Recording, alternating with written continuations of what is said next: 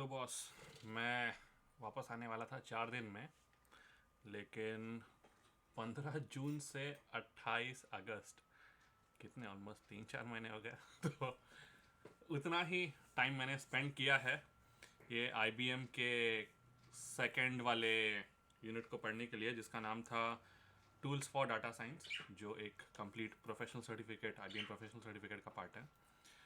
और आज मन किया रिवीजन करेंगे, क्योंकि जस्ट कंप्लीट हुआ है। लोगों ने, मतलब जो उनकी वेबसाइट वगैरह है, उन लोगों ने कॉन्ग्रेचुलेशंस वगैरह तक का मैसेज किया है। मैं देख रहा हूँ रिकॉर्डिंग हो रही है ना वरना ऐसी बकर किया जा रहा है रिकॉर्डिंग नहीं हो रही है, ठीक है। तो ये कल मैंने कंप्लीट किया, मे बी 27 अगस्त 2021।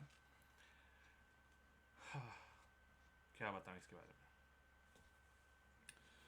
तो सबसे पहले तो, क्योंकि ये कंप्लीट किया, अब मेरे पास 2 डिजिटल बैज है जिसको मैं फ्लॉन्ट करूंगा कि अपने डिजिटल यूनिवर्स में, कि ये मैंने दो वाले, मतलब 2 डिजिटल बैचेस एक्वायर कर लिए। पहले बचपन में सर्टिफिकेट्स कलेक्ट करने का शौक था, अभी भाई डिजिटल बैचेस, ये क्या नए नए शौक लगाता है आईबीएम। ठीक है, इसका क्लोज कर देते हैं। फिर ये जो आउटकम है टूल्स फॉर डाटा साइंस सीखने का, ये है एक मस्त पैकी मैंने जुपिटर नोटबुक बनाई है आईबीएम वाटसन क्लाउड में। इसका लिंक मैं खुद की वेबसाइट पर डाल दूंगा, मेरी वेबसाइट tapishdongre.com। तो उस पर आप देख लीजिएगा, जो भी प्रोजेक्ट है मैं इसकी लिंक डाल दूंगा, और ये कैसे किया वो भी एक्सप्लेन कर दूंगा।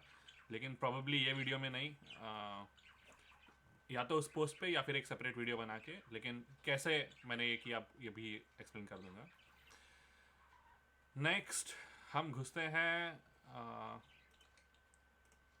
Tools for data science. ये एक्चुअली इस प्रोग्राम में हमने क्या क्या सीखा, मेरा ओवरऑल रिव्यू ओके वीडियो के एंड में देते हैं। वीक 1 में बहुत ही लचांड वीडियो टूल था ये, बहुत ही एक्सट्रीम लचांड। तो बेसिकली हमने लैंग्वेजेस फॉर डाटा साइंस सीखा। ये वाला बहुत इजी था, जिसमें हम सिर्फ सीखते हैं जो 3 मेन गुरु लैंग्वेजेस है, वो है पाइथन, आर और एसक्यूएल। तो पाइथन बहुत ही फास्ट रन होती है और बहुत इजी है सीखना। आर मैथमेटिक्स के स्टैटिस्टिक्स वगैरह वाले लोग यूज़ करते हैं। उतनी डिफ़िकल्ट नहीं है, लेकिन लाइक दोनों में से कोई एक चुननी चाहिए, या तो पाइथन या आर। पहले मैं डाटा साइंस का कुछ ऑर्गेनाइज कर रहा था, इसलिए मैं उसमें आर में घुस गया था, लेकिन आर थोड़ी कॉम्प्लेक्स लगी मुझे। पाइथन इजी है, बहुत बहुत सिंपल सिंटैक्स है। तो प्रॉब्ली मैं पाइथन ही अपनी मेन कोर कॉम्पिटेंस रखूँगा, और R as a side one. SQL ये जो है डाटाबेस इंक्वायरी के लिए, एसक्यूएल का कोई भी एक फॉर्म सीखना पड़ता है। तो ये आगे का प्रोजेक्ट है, अभी का नहीं, पर अगर सीखना पड़े तो सीख लेंगे बस। फिर यहाँ पे मैं अटक गया। इसको कंप्लीट करने के लिए मुझे तो लाइक 1 महीने लग गए, ऑलमोस्ट 1 या 1.5 महीना तो इनमें घुसा, क्योंकि मैं इन वीडियोस को देख रहा था, 7 मिनट 5 मिनट वगैरह के वीडियोस थे। और फिर ये धनाधन धनाधन धनाधन नाम बताए जा रहे हैं, like categories of data science tools बता दिए कि लाइक कुछ ओपन सोर्स है, कुछ कमर्शियल है। फिर उन ओपन सोर्स में जितने भी डाटा साइंस के टूल्स है उसके नाम बताए जा रहे हैं, नाम बताए जा रहे हैं। लाइक सोच लो, दोनों को मिला के रफली 100 डिफरेंट नाम होंगे, और मेरे को क्या था यार, इन नामों को याद रखना है क्या करके। तो मैं इन वीडियोस को बार बार देखते गया कि भाई नई दिमाग में घुस रहे हैं। ऐसा नहीं कि भाई छोड़ देना था और आगे बढ़ना था, वो एक बेस्ट पार्ट होगा। जो बहुत हैवी लगता है उसको छोड़ दो, आगे बढ़ो, लाइक ज़रूरी नहीं है। इन वीडियोस के कारण मैं एक्चुअली जाके माइक्रोसॉफ्ट एज्योर का एक कोर्स कर लिया, फिर अपाची के बारे में ढूंढने लग गया, जावा और जावा स्क्रिप्ट में क्या डिफरेंस है उसके वीडियोस देखने लग गया। तो अगर इसको लाइक मैंने जो मिस्टेक्स की है वो रिपीट नहीं करनी हो, तो इस वीडियो को देख लो और आगे आगे बढ़ जाओ, आगे की चीज़ें ये करना चालू कर दो। मैं बहुत डीप में घुस गया था ओवरऑल चीज़ देखने की जगह, और इसके कारण लाइक वीक 1 और 2 में ही मुझे 1 या 2 महीने लग गए। 2 महीने तो उसी में लग गए होंगे, और 3 और 4 करना ईजी था। फिर इनमें बेसिकली क्या सीखा है कि कितने सारे डिफरेंट नाम रहते हैं ओपन सोर्स टूल्स के, कितने कमर्शियल टूल्स के और क्लाउड्स बेस्ड टूल्स, लाइक सारे सॉफ्टवेयर्स के नाम सोच लो। सॉफ्टवेयर्स के नाम और एपीआईज के नाम, वही सब इस बकचोदी है पूरी। और पूरा पूरा तो दिमाग में घुसता नहीं है कितना भी कर लो। प्रॉबेबली पूरा कोर्स खत्म होने के बाद अगर अगर ये वाली वीडियोस देखूंगा ना तो समझ में आएगा, मतलब पूरा का पूरा प्रोफेशनल आईबीएम का पूरा कोर्स कंप्लीट करने के बाद। अभी के लिए चुतियापा है, इस वीडियो को याद रखना। फिर उन्होंने पैकेजेस, एपीआई और डाटा सेट्स, मॉडल्स वगैरह क्या है उसके बारे में बताया। पर उसमें भी इन लोग है ना बहुत डीप में चले जाते हैं। और फिर ये जो मॉडल मशीन लर्निंग्स वगैरह हैं, इसमें मैंने माइक्रोसॉफ्ट का अजूर वाला कोर्स कर लिया, इसलिए ये वाटसन स्टूडियो में समझने में मेरे को बहुत ईजी लगा। वाटसन स्टूडियो एक्चुअली ईजी है माइक्रोसॉफ्ट अजूर के कंपैरिजन में। वेब सर्विसेज में मैं कम्प्लीटली अमेजॉन वेब सर्विसेज का मैंने उतना डीप अंडरस्टैंडिंग नहीं लिया, लेकिन मुझे लगता है कि Watson studio it's quite easier than those other two. पर कमर्शियली क्या यूज़ होगा नोबडी नोज। तो करंटली मैं सीख रहा हूँ और सेम चीज़ वहाँ पे होती है, सिर्फ लाइक थोड़ा एक्स्ट्रा कोडिंग होगा, थोड़ा डिफरेंट वे में अप्रोच होगा। तो यहाँ पे भी वही बकचोदी की गई है, किस तरह से वाटसन स्टूडियो में एपीआईज होती है उसके बारे में बताया है। किस तरह से लाइब्रेरीज को यूज़ कर सकते हैं, कहाँ पे लाइब्रेरी सेव होती है, कहाँ पे तुम सर्च कर सकते हो वाटसन स्टूडियो में, उसके बारे वगैरह में बताया है इस फर्स्ट वीक के मॉड्यूल में। फिर क्विजेस हैं। तुम क्या करोगे, लाइक जो प्रैक्टिस क्विज, ग्रेडेड क्विज वगैरह है ना, इसको तुम इतना डीपली अंडरस्टैंड करते हो कि क्विजेस में बहुत ही बकचोदी वाले बहुत बहुत सिंपल क्वेश्चंस पूछते हैं, तो वो बहुत इजीली हो जाता है। वीक 2 में जब हम जाएंगे तो उन्होंने जुपिटर नोटबुक के बारे में बताया, और लाइक जो जुपिटर लैब्स हैं, लैब्स बोलते हैं तो मेरे को फील आती है बायोटेक लैब में मैं एक्चुअली काम वगैरह कर रहा हूँ। ये कुछ नहीं है, लेकिन इंस्ट्रक्शन मैनुअल है और हमको फिजिकली करना है उस चीज़ को। तो जुपिटर नोटबुक मोस्टली जो भी पाइथन यूज़ करता है वो जुपिटर नोटबुक यूज़ करता है। ये हम लोग वीक 1 वगैरह में सीखा, क्योंकि जो यहाँ पे टूल्स बताए गए कि पाइथन किस में काम करता है वगैरह, आर के लिए आर स्टूडियो है और बहुत सारे 100-200 सॉफ्टवेयर के नाम बता दिए। तो वहीं से अगर हमने ज्ञान ले लिया थोड़ा सा तो हम यहाँ पे अप्लाई कर पाते हैं, नहीं लिया तो भी चलता है कि भाई ये फ्रेश ही बताता है कि मोस्टली जो पाइथन की कोडिंग है, मतलब बाकी सारी चीज़ें भी कर सकते हो तुम, उसमें आर भी कर सकते हो, उसमें 4-5 और लैंग्वेजेस है, जूलिया वगैरह वो सब कर सकते हो, लेकिन लाइक मोस्टली पाइथन यूज़ करने के लिए जुपिटर नोटबुक्स यूज़ करते हैं। और फिर एक एक चीज़ बताई है कि भाई जुपिटर का आर्किटेक्चर मतलब एक आईडी मॉडल होता है, इंटीग्रेटेड एनवायरनमेंट जिसको कहते हैं,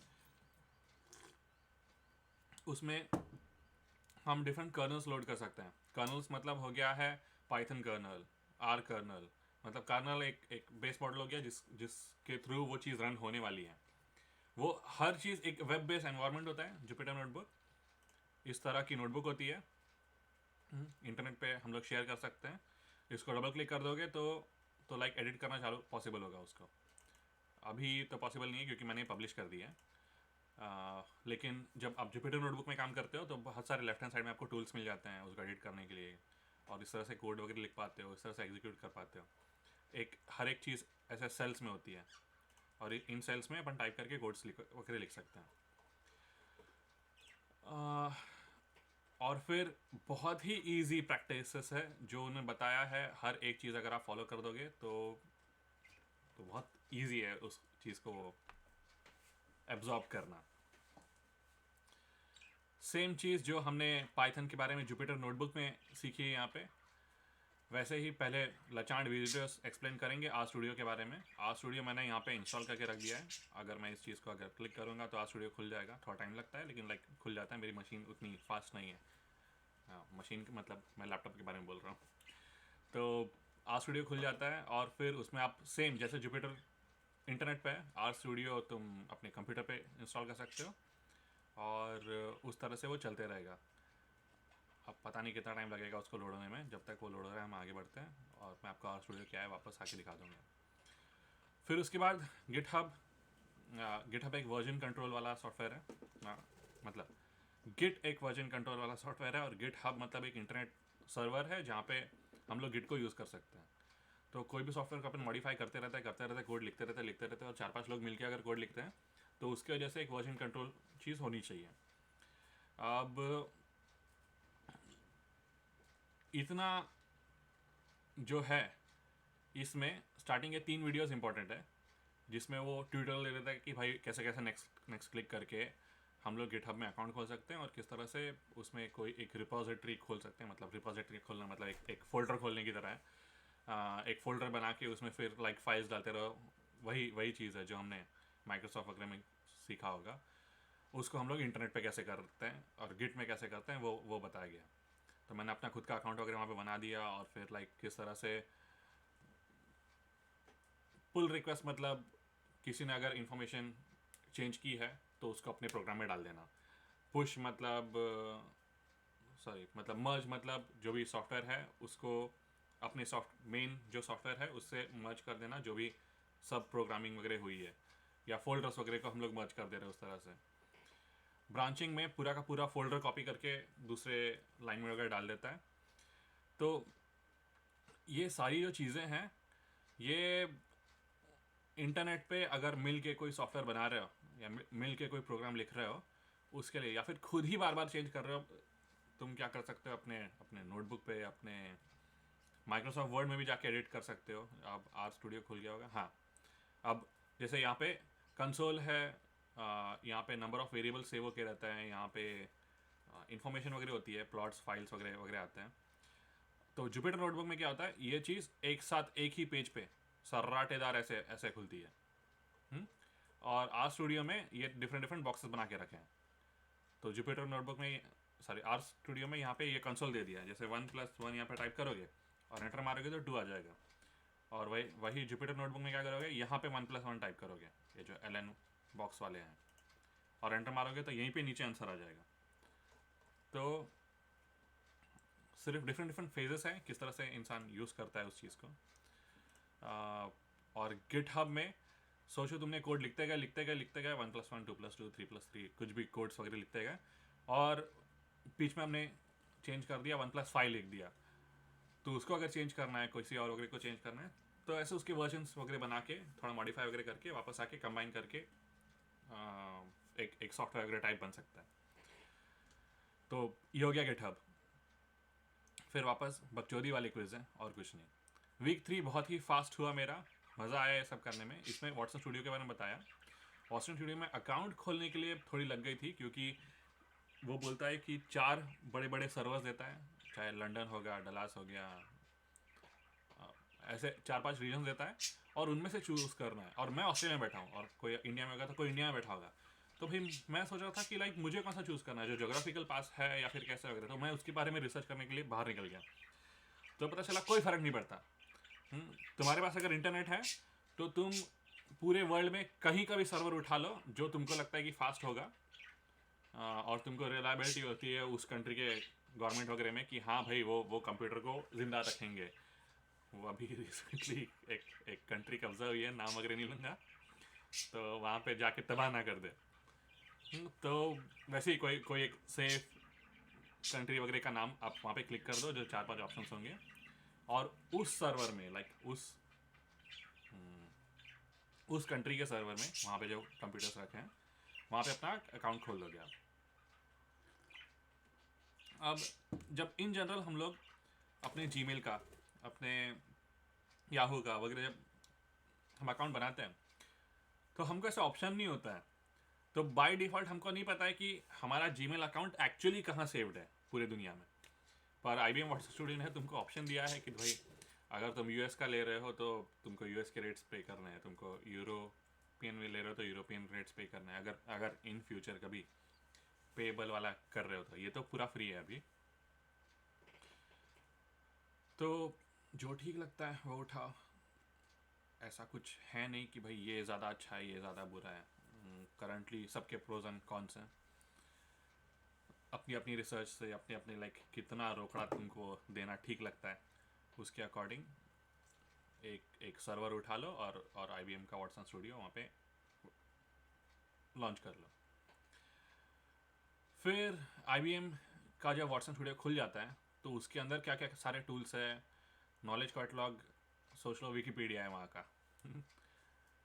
मतलब विकीपीडिया इंफॉर्मेशन बताता है, नॉलेज कैटलॉग में सारे डाटा कहाँ कहाँ पे सेव्ड है, कहाँ कहाँ पे API सेव्ड है, उसके बारे में वगैरह इन्फॉर्मेशन होती है, तो ढूंढ ढूंढ के निकाल सकते हो।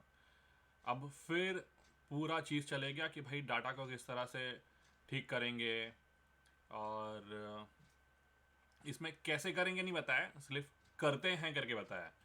तो ये वाले सारे लाइक इन अ फ्लो वाले वीडियो है, जिस तरह से लाइक वीक 1 में हमने बकचोदी वाले वीडियो देखे ना, ये सॉरी ये डाटा साइंस टूल्स वाले, ये वीक 3 में भी फ्लो वाले वीडियोस है। बिकॉज मैं वीक 2 वगैरह में इतना स्टक हो गया था, तो मुझे पता था कि लाइक वो हो सकता है इंपॉर्टेंट, लेकिन अभी लाइक उतना बकचोदी देने की ज़रूरत नहीं है इस पर। अब मैंने खुद SPSS पे काम किया है, SPSS स्टैटिस्टिक्स। इन्होंने 7 मिनट में वो कॉन्सेप्ट ख़त्म कर दिया है, पढ़ा के ख़त्म कर दिया है। जबकि SPSS को अगर सीखने के लिए जाओगे तो रफली तुमको 1 आध महीना देना होगा हर एक चीज़, उसके डिटेल जितने भी टूल्स वगैरह है उसको पढ़ने के लिए या फिर उसको समझने के लिए। तो जब मैंने ये 7 मिनट का वीडियो देखा तब मुझे पता चला कि बाकी इन्होंने ये मॉडलर के बारे में जो बताया है, और फिर डाटा रिफाइनरी या फिर वाटसन स्टूडियो के किसी भी चीज़ के बारे में बताया है, ये पूरा कंडेंस करके बता दे रहे हैं कि हाँ भाई इस तरह से होता है करके, तुमको ओवरऑल आइडिया आ जाएगा करके।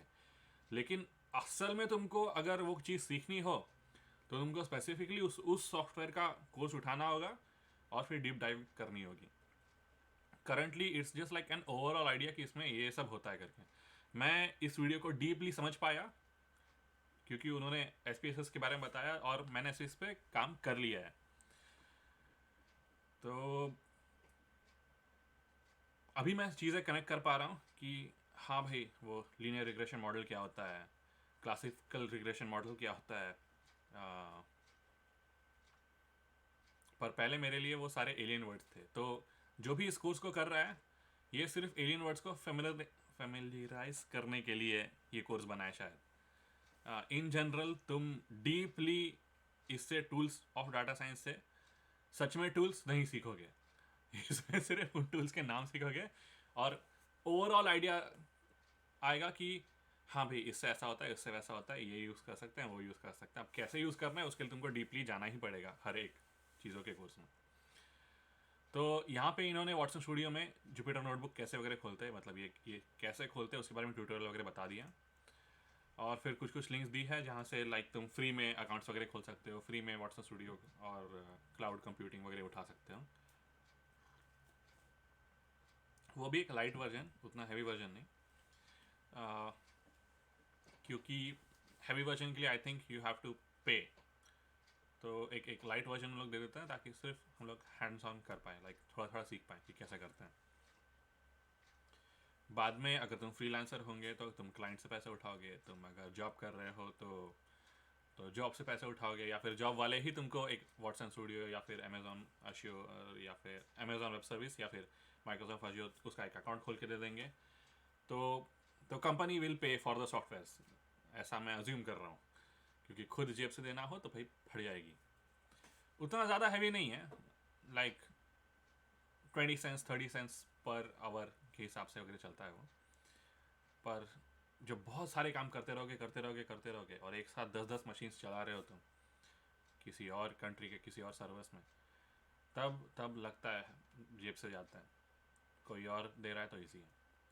वीक 4 सबसे ईजी था। उन्होंने बता दिया कि तुमने जुपिटर नोटबुक बनाना सीख लिया है, अब तुमको कोड भी नहीं करना है इसमें, तुमको सिर्फ डिफरेंट क्या कहते हैं स्टाइल ऑफ राइटिंग, जैसे ये मैंने हेडिंग वाले स्टाइल ऑफ राइटिंग में लिखा है, ये बोल्ड लिखा है, ये कर्सिव में लिखा है, और ये लाइक बोल्ड स्टेट लिखा है। तो डिफरेंट मार्कडाउन मतलब क्या होता है, जैसे फॉन्ट्स सोच लो, माइक्रोसॉफ्ट वर्ड के फॉन्ट्स। तो अगर आप मेरी वेबसाइट पे जाओगे tapishjongre.com पे, तो यहाँ पे मैंने मार्कडाउन का एक आर्टिकल ही लिख डाला था बहुत पहले, क्योंकि मुझे पता था कि इन फ्यूचर वो काम आने वाला है। गैलरी ऑफ नोटबुक, अबे इतना ही नीचे नहीं था।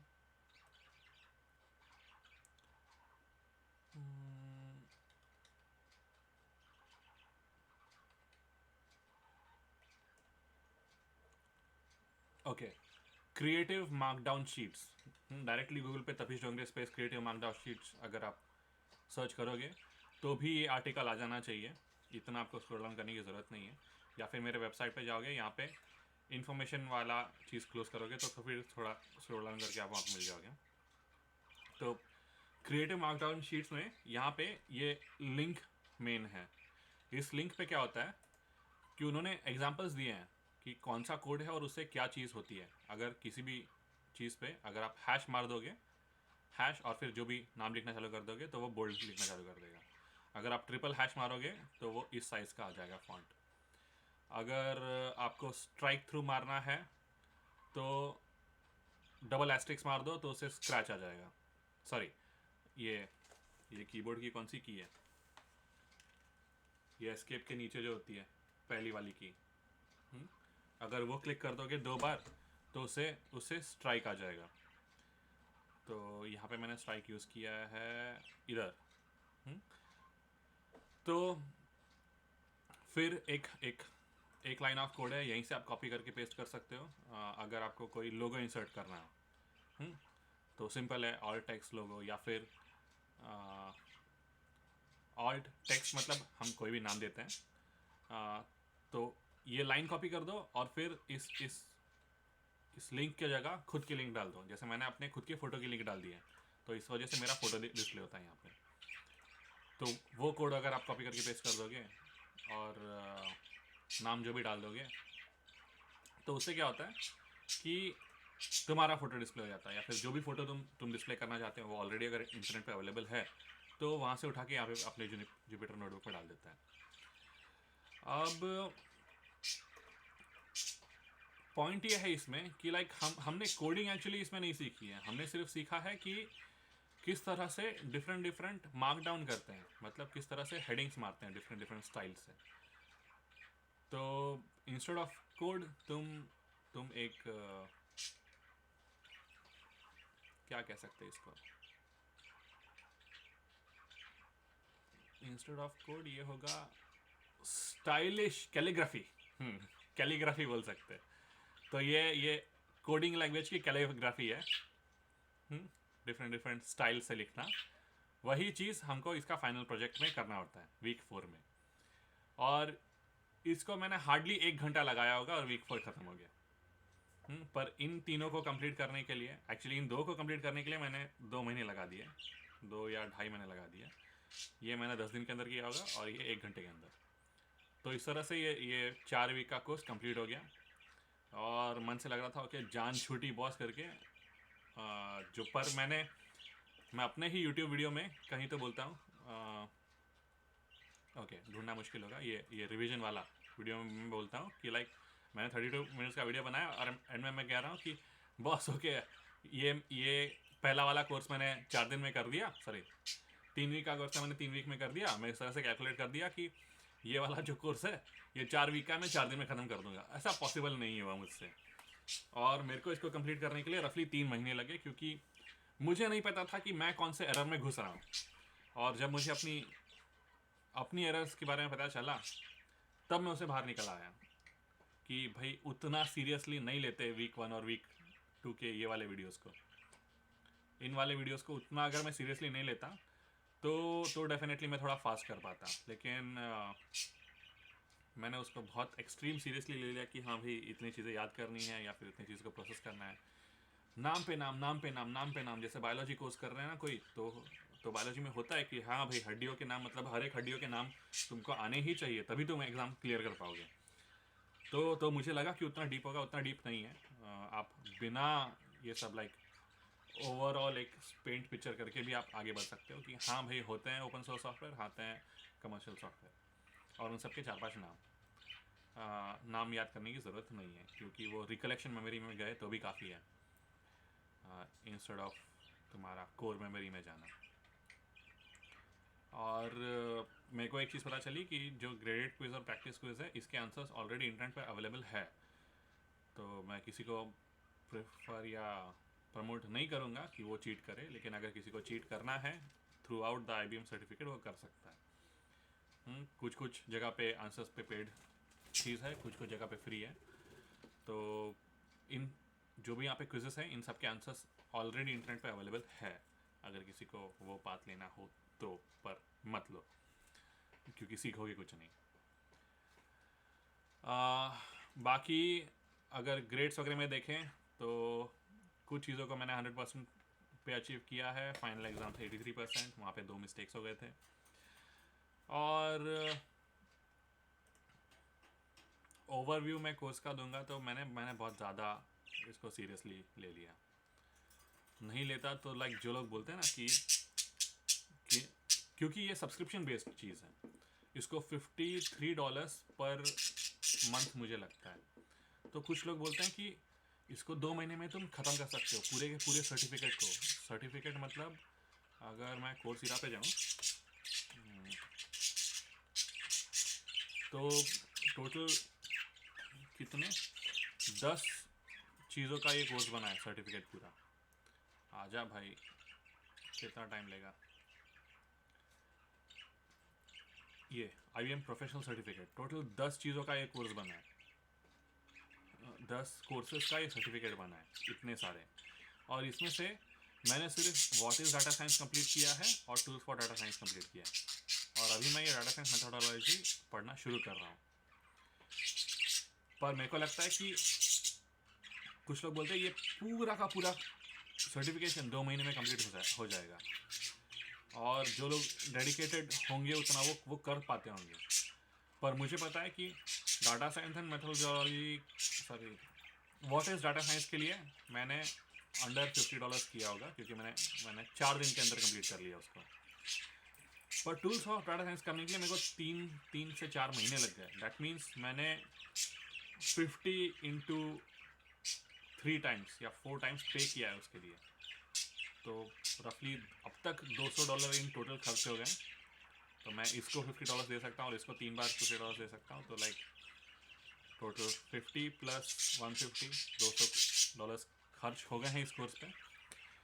और आगे कितना होगा पता नहीं, लेकिन जो ओरिजिनल प्लान था कि मैं बाकियों की तरह $100 के अंदर इस कंप्लीट सर्टिफिकेशन को कंप्लीट कर पाऊँगा, ये तो इस वक्त मुझसे पॉसिबल नहीं हुआ। आगे देखते हैं कि भाई ओवरऑल ये कोर्स मुझे कितने का पड़ा।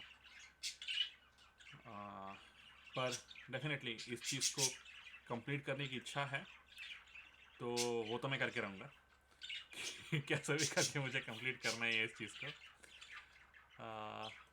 पर ओवरऑल अभी सीखने में मज़ा आ रहा है, जब मैं अभी फ्री में हूँ। तो मुझे नहीं पता लाइक डाटा साइंस मेथोडोलॉजी कितना डीप जाएगा। इसका ओवरऑल इंट्रोडक्शन अच्छा लगा है, वो इस वीडियो में कवर नहीं करेंगे, कभी और आते हैं। पार्ट 2 के एंडिंग में मैं सिर्फ बोलना चाहूँगा कि भाई उतना सीरियसली मत लो टूल्स ऑफ डाटा साइंस को। मैंने बहुत ज़्यादा सीरियसली ले लिया और उसमें $150 खर्च कर दिए, जो $52 पर मंथ का है, और 3 बार मैंने खर्च कर दिया, तो मैं ऐसे $150 कंसिडर कर रहा हूँ। तो इतना खर्च करने की ज़रूरत नहीं है उस पर, उतना डीप रूटेड चीज़ है नहीं, लेकिन ओवरऑल मज़ा आता है। ओवरऑल जब तुम्हारी एक फर्स्ट जुपिटर नोटबुक बनती है और तुम अगर अच्छी तरह किए तो तुम एक शेयरेबल कंटेंट बनता है कि हाँ भाई मस्त पैकी तुमने एक असाइनमेंट कंप्लीट कर लिया है। और उस असाइनमेंट का वीडियो मैं इन फ्यूचर का भी बना दूंगा, और जब बना दिया तो भाई उसका लिंक नीचे डाल दूंगा इस वीडियो से। लेकिन आज के दिन पॉइंट यही है कि कर दो इस कोर्स को, और लाइक जिस तरह से मूवी देखते हुए उस कोर्स को करो। उतना लाइक डीप सर पे लोगे तो फंसोगे। आधा घंटा हो गया मैं बकर कर रहा हूँ, और फिर ये चाय जो मैंने बनाई है वो ऑलमोस्ट ठंडी हो गई है। ये चाय कॉफ़ी की तरह दिखती है ना, क्योंकि मैं शुगर एक्चुअली नहीं डाल रहा हूँ उसमें, हनी डाल रहा हूँ। तो ओके, अब ब्लू को बात करनी है मुझसे शायद, तो हम मिलते हैं मैं क्या प्रॉमिस करूँ? पिछली बार मैंने बोला था मैं 4 दिन में मैं मिलता हूँ करके नए वीडियो के साथ। ओके, मुझे ब्लू बात करने नहीं देगा। हम मिलते हैं बाद में कभी, जैसे कि मैं 3rd वाला कोर्स कंप्लीट कर लूँ। चलो बाय।